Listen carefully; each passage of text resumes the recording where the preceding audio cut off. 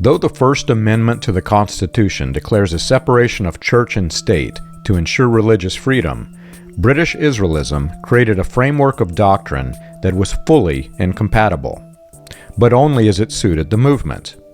British Israel teachers advocated for God's law to be re-established in government institutions, and politicians devoted to the British Israel cause pushed legislation designed to push boundaries away from the First Amendment and towards the rules that they considered to be God's law.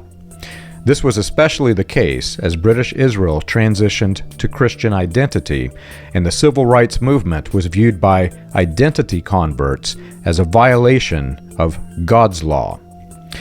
Identity pushed the political agenda strategically towards biblicizing American law, and did so through political parties such as Gerald L. Smith's 1943 America First Party.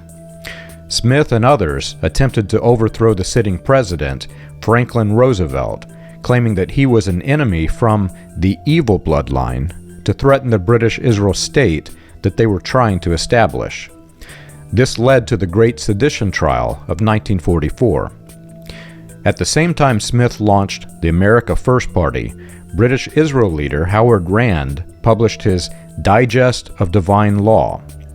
Rand declared that the United States faced a political and economic crisis that could not be solved with the existing order, and hinted at the need of re-establishing God's law in the nation. These movements later developed into Gerald Smith's Christian Nationalist Party, which coincided with the birth of the Latter Rain movement.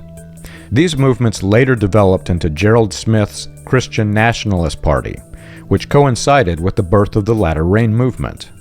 Smith officially launched Christian nationalism as a political movement in 1948.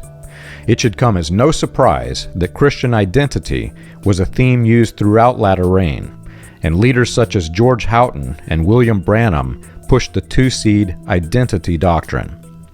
You can learn this and more on william-branham.org.